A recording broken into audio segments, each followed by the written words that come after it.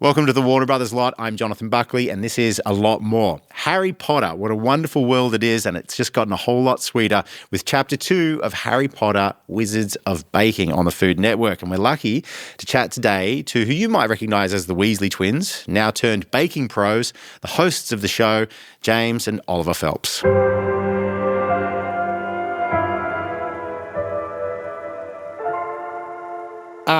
James, Oliver, thank you so much for coming to hang out with us today. You're in New York right now doing a lot of press for, now correct me if I'm right, Season 2 or Chapter 2? Chapter 2 of Harry Potter, Wizards of Baking. Yeah, we're in New York in the Food Network official kitchen. Oh, wait, is anything being whipped up today or is it all business? Well, we just got a sticky toffee pudding, which was nice. You just get handed treats throughout the day randomly? I can't pull a puppy dog face and they here you go, try this. So yeah, have a little bit of that. Wow, it's a real pleasure to have a chat with you. And I'm sure you get this a lot, but you're such a big part of so many people's lives through the Harry Potter film franchise. We're now, what are we at? Nearly 25 years since the first film was released? 24 years. 24 years. 24 yeah. years. Okay. It's been a while. It's been a minute. So it's been cool. How does it feel with that distance of time now? Do you look back on it? Has there been a constant through line of Harry Potter in your life, or is it now like we've come around and you've had this new reinvigoration with this series? It's sort of been there in some way, shape or form we're very lucky that Oliver and I were asked to do things for if there's like an exhibition, like when they were touring the props and the costumes, or if asked to go and like open that for the press or the theme parks or something. But this is the first season of Wizards of Baking and this one is the second. We've been able to actually spend time at the studios and on the sets and really kind of going a bit of a back to 15 years ago. Yeah. Well, I haven't had the good fortune of coming to the Leavesden studios, but I imagine that would be a real moment for you guys. Am I right? Going back into those sets, do you get the tingles again or? A little bit. It's funny though, 'cause the studios that we filmed in are nothing like the new studios now, the Warner Brothers Studios London. I would say it's like going back to your high school, only they knocked your high school down and built an amazing high school on top. So it's quite cool to go back, but then we still see, like on the studio tour where there is all the sets there. So being able to go back and film in the Great Hall is very much like being transported back 15 years ago whenever we filmed the last movie, because it's timeless in that space. It really is a series that has had such a deep effect on so many people. How do you feel about it now as adults? You know, looking back, you were young guys when you got in on the film, and how do you view it now looking back? I think first and foremost, I always look at it with great appreciation, because it's where we came from, like our hometown. No one was in the film industry from there. Like, it wasn't a thing. It was, and even so, like, our school was very much do well at school, then you'll go to university, then you can get, like, it wasn't really a geared towards this world. So we just so happened to go for the first audition on a whim. And then about 4 or 5 auditions later, then it was the screen test. And then we got given the parts, and then our lives literally has changed. But I just look back with such great fondness and like I said, very thankful for the experiences that we've had. Do you ever think back? Did you get a phone call when it was when you got the part? Was it just a phone call, or were you invited somewhere? No, it was just a phone call from Janet Hutchinson, who is the head casting director of the first 2 movies. She called and Mum answered the phone, and I can remember it clearly. We were in Mum and Dad's old house, and we were sat in the front room, and it was back in the days of a landline. When it was on a cord, it wasn't even on like a radio type thing. You know, you had to, when you used to have a seat in the side by the phone line. Yeah, and, right by the phone with the stretchy cord. Yeah, that was it. Yeah, and Mum answered it, and she was like, "Hello," and apparently Janet said, "Hi, is that the mum of the Weasleys?" And Mum was like, "No." "Oh my God, yes, hello, how are we?" So that's kind of how we found out, and then little did we know how much our lives would be changed for the better. For the better, and it's still going. And as you mentioned, there's probably been little things just popping up all throughout. But to have this show now come up in the last couple of years, it must have been a really exciting opportunity. Was it I know you've done some podcasts and some hosting stuff in the past, and you're obviously no stranger to being in front of the camera. But was it a nerve-wracking experience being asked to host something, or was it something that was really genuinely exciting? It was something genuinely exciting, to be honest with you. It was something in which we've enjoyed doing it before, but not on the scale of a production like this. So first of all, it was quite an honour to be given the opportunity to do so. And I think that when we met Yaz and Robin, the production and the producers and the showrunners, they were just so up for us just having fun. And they literally just said, just you be you. If you're getting in the way, we'll tell you. And we said to them, be as brutal as you can with us. And just like, no, but I think every so often they'll say, like, James, can you step away from that oven? Because I learned if something was cooking, you know, it smells so good. Yeah. I would just appear in the back of shot, just like, oh, almost like a dog, you know, when something gets served at the dinner table and the dog appears. But I can imagine, like, I know that the chefs on the show, they probably love having you there, but when they're under the pump, having someone hovering over the stove is probably the most annoying thing that you could... What's that? What are you doing there? Yeah. But I think what we learned, that was from, at least going back to the first couple of potters, like seeing the adult actors, how professional they were and how well read about everything they had been. That's kind of what I've always drawn that's the standard. So when we did season 1 and when we've done this chapter as chapter 2, we've always had like basically an info dossier on every contestant.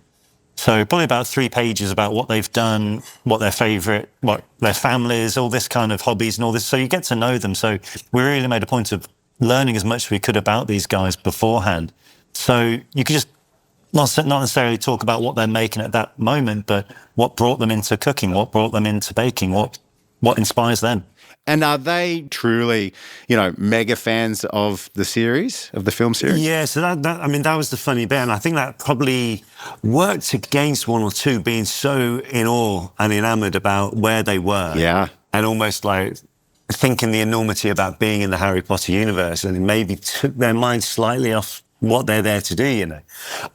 So that was quite amazing to see firsthand. Like, you know, there was one contestant who was just so blown away by being actually sorted in the first episode, sorted in the Great Hall. Yeah. And you could just see the excitement like buzzing in her. But we kind of thought that in between takes, we would say to them, like, now you have officially been sorted in the Great Hall. Yeah. And you could see these guys like, oh my God, I have. This is amazing. And then to say, like, you're technically working, like, so you're acting or you're now on camera in the Great Hall on a Warner Brothers production. And they were like, oh my goodness, this is the best day of my life. So that was really fun to be able to share that with them. I've noticed just watching the series, as the series progressed in the first series, do we call it the first chapter or the first series? I think it's the first series, but this is the second chapter. I think that's how it works. Yeah, I think that's how it works. So in the first series, I really noticed that the level steadily increased as the episodes went by. Was that something that you could feel in there and on set? Yeah, definitely. You could see that people were raising their game and people were bringing their best forward each and every week because they knew they had to stay in. And the cool thing about chapter 2 is that it starts at that level. Oh, like if you're not at that peak, you're not going to be winning your jewel. So it's something that we definitely noticed from early doors, especially in the second chapter. That you do see that it's like, right, okay, that's the standard that we saw last year. I need to be better than that, and it's just great seeing people better themselves. Did you guys have an interest in baking beforehand? Are you a sweet tooth guy, so you like to get in the kitchen? Yeah, definitely sweet tooth. I mean, I remember when I was a kid, I think that's how my dad used to keep me occupied, would say, right, go make some fairy cakes. And I just make them. Like I could tell you now the recipe, really simple. But that would be literally me for like an hour. It's technically slave labour, but... Yeah. Well, the other thing as well, what Dad used to do when we were off in the summer holidays, and if we weren't going out for the day, he'd basically say, right, I've got some egg whites here. You need to whisk it to make a meringue.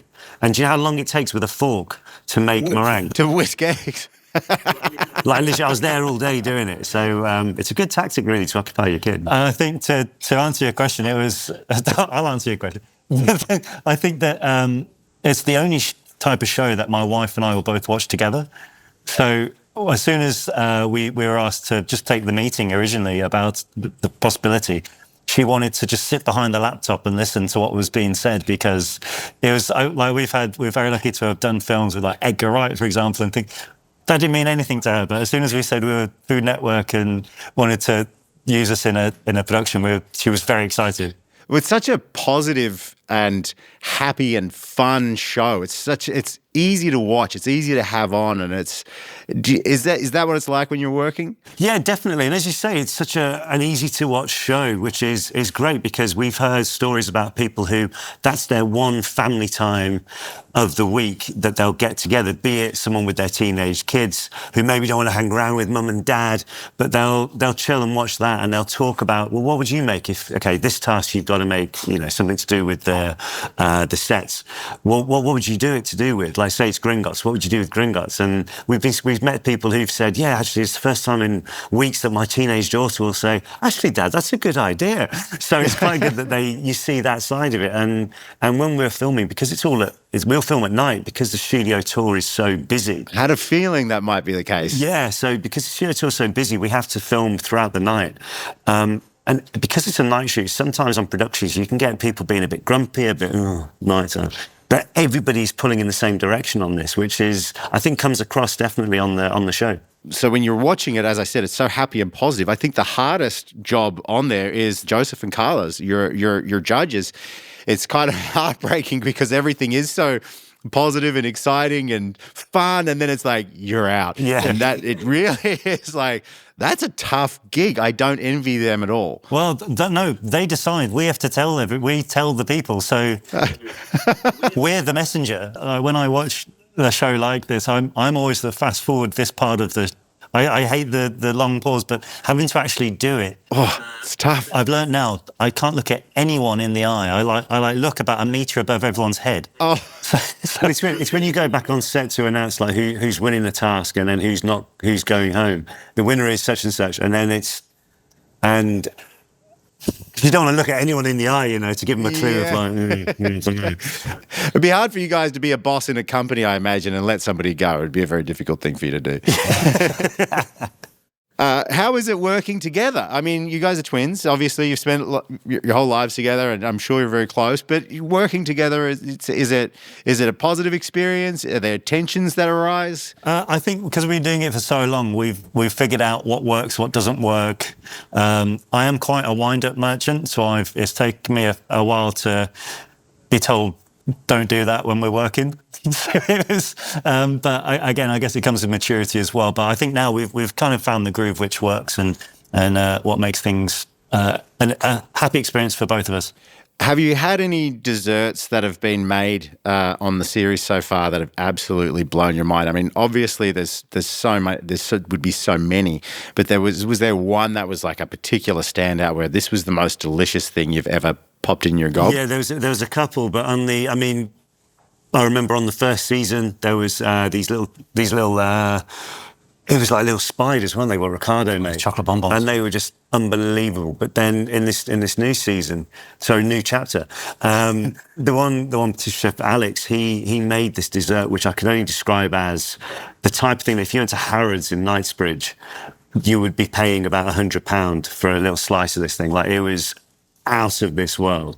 And it was just something where you're like, I could never even think of making this. Like, I don't know how you get to this standard, That's all as we watch it, we're thinking, where do you find these people? Is it challenging to find the people? Are the people coming to you, or are you scouting for these people? It's a mixture of both.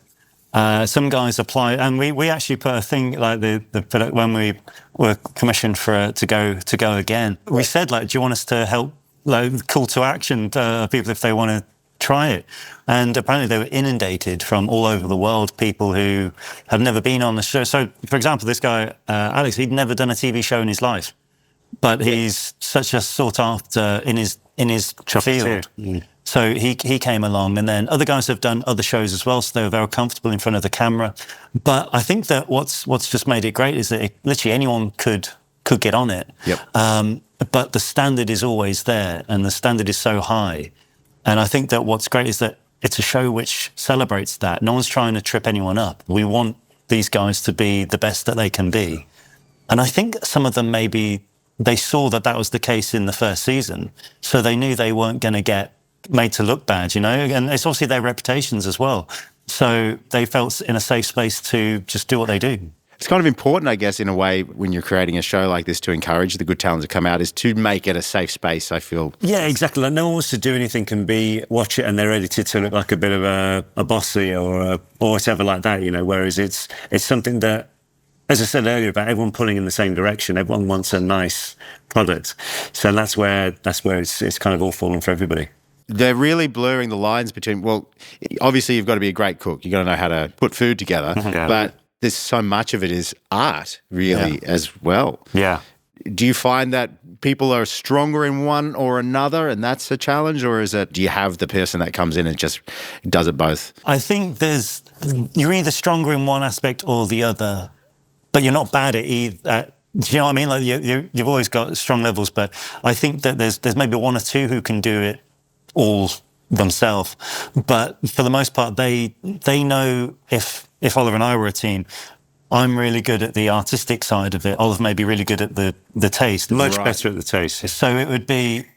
as a team, it would be, right, you focus on those tasting elements, I'm going to get started on this, and you just trust each other. Divide and conquer. Yeah. Were there any major blow-ups on set? Because again, I'm just saying this from personal experience. When I'm cooking in the kitchen and my wife's in there, as much as I try to be polite, Get out. There's moments where you're like, what are you doing in here? 100%. Get out of my way. Yeah. Is that a guy thing, though? I want to be on my own in the kitchen. It could be. The other thing that guys are bad at, and I know I'm terrible at, is peering over the shoulder and saying, maybe you should do... maybe do all that, you should try. No, so I think, obviously you get in a few of the teams, they are up against it because you've got the time pressure into it as well. It's not just, is that going the way you wanted it to?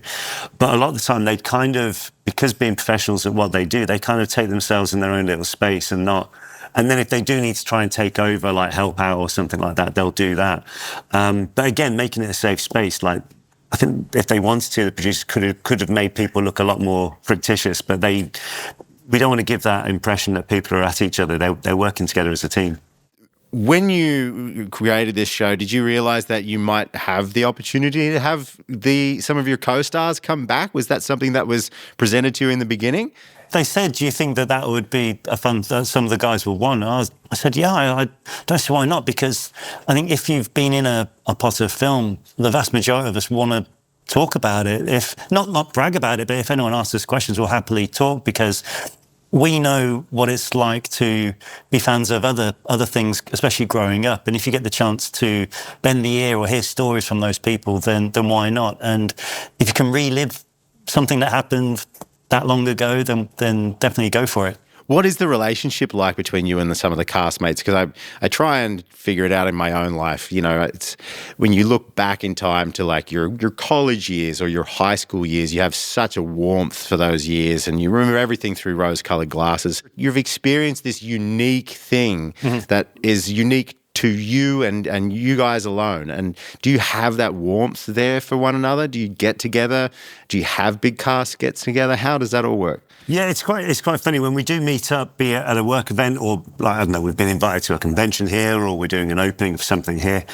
We'll normally always meet up separately in that environment because everyone lives all over the place now. Yeah. But even 2 weekends ago, we were at Bonnie Wright and we went out for a meal. So it's quite funny. You see people walking past and Bonnie said, we should probably take a photo. So I took a photo and put it on my Instagram, and before I know it had blown up, like it had gone everywhere. Yeah. So it's quite funny that to us it's just meeting up with someone for a bite to eat, but to others it's like, oh my God. So it's really cool that there's that. It resonates with the fan base as well. Absolutely. And just watching the series, it's made me now, I've realised I'm due for a rewatch, I think, of all the films. It's normally getting to the time of year when everyone seems to sit down and watch them, doesn't it? Yeah, there's so much nostalgia and, you look back even our own lives watching, it's like, simpler time, I'm going to go back and have a look at that. Will we be seeing more of the film stars popping up in Chapter 2? Yeah, we've got a few guys coming back for it, which again was great because one of the people at Afshan, I haven't seen her. Like, I speak to her every so often, but we haven't been in the same room for quite a long time. But our banter back in the day was pretty harsh with each other. Okay. And we kind of joked. We were like, "Are we nice to each other now, or shall we just carry on?" And we were like, "Yeah, let's carry on." So much so though, we were just having fun, and then I had a message in the ear from one of the producers like, "Is everything okay with you guys?" We're like, "Yeah, why? You just been really nasty to each other." We're like, "Oh no," but obviously we weren't doing it on camera, but it was very much again, it's that safe space where you are, and there's only a handful of people know what the experience was like. So if you can, and you're probably your true selves around those people. I think it's so cool that you guys are doing this. I think it's such a fun addition to the Harry Potter world, and you know, I hope we get a lot more of this type of entertainment. It's really positive and bright. I have a few questions for you before we go. Some quick ones. Okay. No need to think through them real quick. When was the last time you guys watched the Harry Potter films yourself? I had it on the TV a couple of weeks ago. Wow. And it was quite funny. I had my 4-year-old with me, so I was like, oh, I'll put it on. It was the Goblet of Fire. Yeah. And all she could say was, why do you look like a girl? Because the hair was down here. So it kind of like, it nipped me in the bud to watch any more today. So it was quite interesting seeing it from her side though. Yeah, children, they're always brutally honest. Thank you, darling. What temperature is the set? Because you guys are cooking, you're baking, but you're also doing a lot of chocolate work. Is it cold where you're shooting the series? It is. It's a bit chilly, yeah. That's why we've got quite a few layers on for that exact reason. I noticed you're wearing jackets. One of the guy in charge of the chocolate tempering. So Martin is one of the best in the world at that. And he's never even referenced, he's not even on camera, but he's one of the best in the world at what he does. So that just shows the production value that's gone into making it. Ice cream flavour, are you guys chocolate or vanilla? Oh.